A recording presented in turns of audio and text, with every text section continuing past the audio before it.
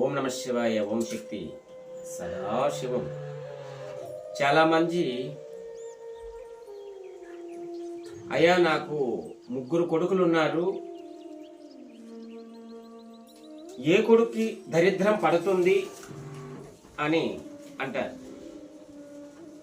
దానికి ఆన్సర్ నేను ఒకరికి చెప్పానండి. ఏ కొడుకు దరిద్రం పడుతుంది అనేది కాదు,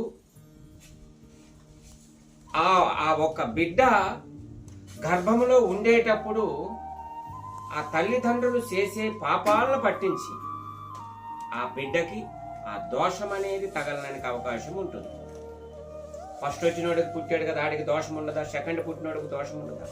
థర్డ్ పుట్టినోడికి ఎందుకు వచ్చిందంటే ఆ బిడ్డ 9 నెలలు ఆ తల్లి గర్భంలో మోసేటప్పుడు ఆ తండ్రి తల్లి కొన్ని చెయ్యరాని పనులు, పాపము పనులు అలాంటివి చేసేటప్పుడు ఆ బిడ్డలకు అనేది ఆ దోషం అనేది తగలడానికి అవకాశం ఉంది.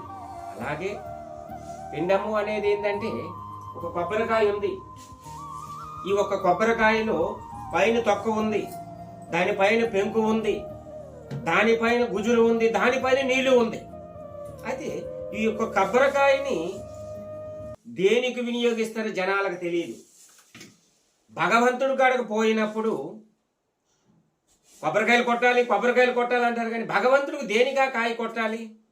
కొడితే ఫలితం ఏముంటుంది అని అంటే భగవంతుడిని కొబ్బరికాయలు కొట్టి కళ్ళు ఆయనకి చూపించి సిప్ప మనం చూస్తాం.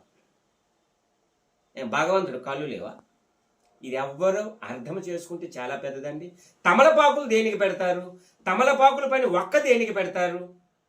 ఆన్సర్ తెలియదు. గుడికి వెళ్ళాలా, కొబ్బరికాయ కొట్టాలా, ఒక్కలు పెట్టియాలా, పూజ చేసేయాలా? ఫలింపు ఏముంది అనేది కావాలి. దీనికి వివరం కావాలంటే 2వ వీడియోలో వదులుతాను. ఓం నమ శివాయ, ఓం శక్తి, సదాశివం.